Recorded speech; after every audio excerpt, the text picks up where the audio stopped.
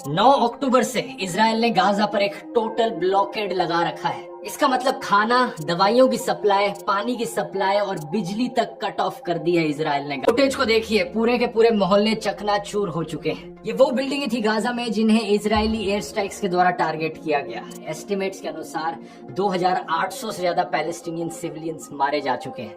हजारों इस मलबे में अभी भी दबे पड़े हैं। बाकी जो अभी भी जिंदा है वो हॉस्पिटल्स और स्कूलों में शेल्टर लेने की कोशिश कर रहे हैं, लेकिन 16 अक्टूबर तक यूनाइटेड नेशंस की शेल्टर्स में भी पानी खत्म होने लग गया। भी लोग इस वॉर में मारे गए हैं, उनमें से करीब 60% औरतें और बच्चे हैं गाजा। पानी नहीं है, बिजली नहीं है और हमारा नेटवर्क कनेक्शन भी खराब है। मैं अभी पानी की तलाश, हॉस्पिटल्स पूरी तरीके से ओवरवेल्म हो चुके हैं। फ्यूल भी खत्म होने वाला है। 60 पेशेंट्स हैं डायलिसिस पर, 35 पेशेंट्स आईसीयू में जिन्हें वेंटिलेटर। इकलौता ऑन्कोलॉजी हॉस्पिटल गाजा में 48 आवर्स के अंदर शट डाउन हो जाएगा अगर हालत ऐसी ही चलती रही। गाजा के नक्शे पर एक बार नजर डालो दोस्तों, ये बहुत ही छोटी सी जगह है। सिर्फ 365 स्क्वायर किलोमीटर में फैली ये स्ट्रिप। न्यूयॉर्क शहर के साइज से कंपेयर करो तो पता लगेगा कि ये कितनी छोटी जगह है। इवन दिल्ली से कंपेयर करो, ऑलमोस्ट 1/4 साइज है। ये दुनिया की one of the most densely populated जगह। यहाँ रहने वाले लोग कॉन्स्टेंटली इजरायली सर्वेलेंस के अंडर रहते थे और इजराइल परमिशन के बगैर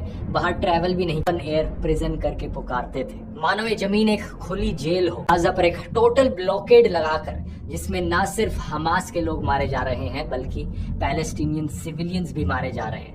और अब पूरा जो कर रहा है वो भी किसी आतंकवाद से कम नहीं। टेबल है लोगों की मदद के लिए दवाइयां और खाने की सप्लाई तो पहुंच सके कम से। इजराइल को ह्यूमैनिटेरियन एड अलाउ करनी चाहिए गाजा में, और हमास को इजरायली हॉस्टेजेस को रिलीज कर देना चाहिए बिना कंडीशंस। आपके घर में बिजली नहीं, पानी नहीं, इंटरनेट कनेक्शन कट ऑफ, खाना नहीं आप कहीं से ला सकते, और फिर एक दिन आप अचानक से देखते हैं आसमान से कुछ पैम्फलेट्स टपक रहे हैं। उन पैम्फलेट्स पर इजराइल की एक वार्निंग होती है। वार्निंग में लिखा जाता है कि जितने भी लोग नॉर्थ में रह रहे हैं गाजा स्ट्रिप के, वो सारे इवैक्यूएट करके साउथ में चले जाएं गाजा स्ट्रिप पर। चारों तरफ आपको बमबारी की आवाज सुनाई दे रही है और अब आपको एक वार्निंग दी जा रही है कि जल्दी से जल्दी अपना घर खाली। एस्टिमेट्स के अनुसार करीब 11 लाख लोग नॉर्दर्न गाजा में रहते हैं। आईडीएफ ने सबको वार्निंग दी कि इवैक्यूएट करके साउथ में चले जाओ। यूनाइटेड नेशंस के खुद के जो शेल्टर्स थे नॉर्दर्न गाजा में, अब वो सेफ नहीं थे। नॉर्दर्न हॉस्पिटल्स है नॉर्दर्न गाजा में जिनमें 2000 से ज्यादा पेशेंट्स हैं। आखिर हॉस्पिटल्स को कैसे इवैक्यूएट किया जाए? डजन लोग नॉर्दर्न एरिया से इवैक्यूएट करके साउथ में चले गए। 5 लाख लोगों ने इवैक्यूएट नहीं किया, लेकिन स्ट्राइक्स के जहां पर परिवारों के घर चकनाचूर हो गए। सदर्न गाजा में मल्टीपल एयर स्ट्राइक्स किए गए। बीबीसी के एक करस्पॉन्डेंट ने सदर्न गाजा में हुई एयर स्ट्राइक को कंफर्म किया कि रफा क्रॉसिंग के पास एक बिल्डिंग डैमेज हुई। इनके अनुसार रफा क्रॉसिंग पॉइंट वाले एरिया पर इजराइल ने कम से कम 3 बार हिट किया। ये एरिया काफी इंपॉर्टेंट है, जरा गौर से देखिए इस जगह को। रफा बॉर्डर क्रॉसिंग, गाजा और इजिप्ट के बीच ये बॉर्डर क्रॉसिंग है, क्योंकि अगर एक तरफ समुद्र है जहां जाया नहीं जा सकता, दो तरफ इजराइल का देश है जहां ऑब्वियसली नहीं जाया जा सकता, तो इकलौती जगह जो आपके लिए भागने के लिए बची वो साउथ में इजिप्ट का देश, और एक ही बॉर्डर क्रॉसिंग यहाँ पर मौजूद है, ये रफा बॉर्डर क्रॉसिंग। तो आप ऐसी सिचुएशन में होते तो क्या करते? बमबारी से बचने के लिए गाजा छोड़कर भागने की कोशिश करते। हजारों लोगों ने यही कोशिश करी, राफा बॉर्डर पर इकट्ठे हो गए, लेकिन इजिप्ट इस बॉर्डर को खोलने को तैयार नहीं है। इजिप्ट और बाकी और अरब देशों का कहना है कि अनएक्सेप्टेबल है कि पैलेस्टीनियन रेफ्यूजीज उनके देशों में आकर रहने लगे, क्योंकि पैलेस्टीनियंस की उनकी अपनी जमीन है। उनकी अपनी जमीन से उन्हें बाहर नहीं निकाला जा सकता। इजराइल के नॉर्थ में है लेबनान का देश, जहां पर हिजबुल्लाह मिलिटेंट ग्रुप ऑपरेट करता है। हमास ग्रुप और इजराइल के बीच में ब्रीफ रॉकेट फायरिंग देखने को मिली है। 16 अक्टूबर को एक एंटी टैंक मिसाइल फायर की गई थी लेबनान से, जो कि नॉर्दर्न इजराइल के एक टाउन में गिरी, जिससे 3 लोग घायल हो गए। इजराइल ने अपने सिविलियंस को ऑर्डर किया है कि वो लेबनान के पास के बॉर्डर को इवैक्यूएट, इन्वेजन करने की कोशिश करेगा गाजा पर, यानी अपनी आर्मी को गाजा के अंदर भेजेगा ग्राउंड पर, तो उसे और जगह से रिस्पांस देखने को मिल सकता है। यहाँ पर ये चीज भी नोट करने वाली है कि करीब 900 Indian troops Israel Lebanon border पर स्टेशन्ड है इन लेबनान। हमारे इंडियन ट्रूप्स वहां पर 1978 से रहे हैं, और 15 अक्टूबर को अभी रिपोर्ट किया गया कि एक रॉकेट शेल सदर्न लेबनान में उस साइट के आसपास गिरी।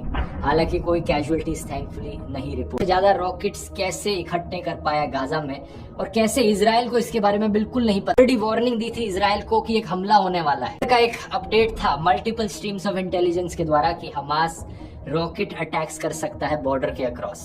6 अक्टूबर को अटैक से एक दिन पहले अमेरिकन ऑफिशियल्स ने रिपोर्ट सर्कुलेट करी थी कि हमास के द्वारा अनयूजुअल एक्टिविटी देखने को मिल रही है। अटैक अब कभी भी हो सकता है। कहा था कि ये हथियार इतने ज्यादा हैं गाजा में उनके पास कि ये बियॉन्ड एनीबडीज इमेजिनेशन है। और अभी के जो करंट प्राइम मिनिस्टर हैं बेंजामिन नेतन्याहू, उन पर फ्रॉड का चार्ज लगा है, ब्रीच ऑफ ट्रस्ट का चार्ज लगा है और 3 अलग अलग स्कैंडल्स में रिश्वत लेने का चार्ज लगा है। एलिगेशंस है कि बड़े बड़े बिलियनियर्स ने इन्हें पैसे दिए। ये इस चीज को डिनाई करते हैं, लेकिन करप्शन ट्रायल चलने लग रहा है के खिलाफ, जिसमें केस 1000, केस 2000 और केस 4000 होती है। इजराइल की जनता इस चीज को लेकर सड़क पर आ गई थी और पूरे देश भर में प्रोटेस्ट भी देखने को मिले थे कुछ टाइम पहले। यहाँ राहत इंदौरी की वही लाइनें याद आती हैं, सरहदों पर बहुत तनाव है क्या, कुछ पता तो करो, चुनाव है क्या। महान Israeli prime minister yitzhak Rabin almost खत्म हो चुका था कि किसी कट्टरवादी ने इन्हें गोली मार दी।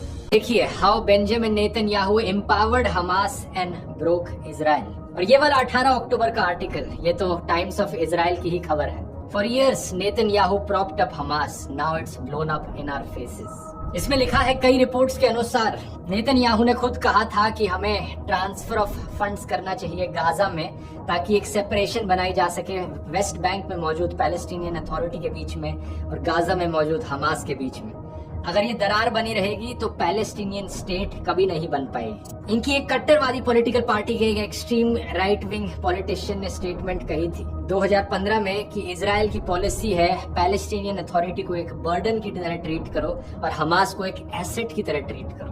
इजरायली सरकार ने कतार से आने वाले करोड़ों रुपए के सूटकेसेस को गाजा में एंटर करने दिया हमास को बेनिफिट पहुंचाने के लिए। 2018 में शुरू किया गया था। उसके अनुसार सिर्फ 29% लोग अब नेतन्याहू को सपोर्ट करते हैं। ये एक ऑल टाइम लो रीच कर चुका। गुस्सा नेतन्याहू पर निकाल रहे हैं, प्लेकार्ड्स हाथ में लिए, baby you have blood on your hands, go to jail baby.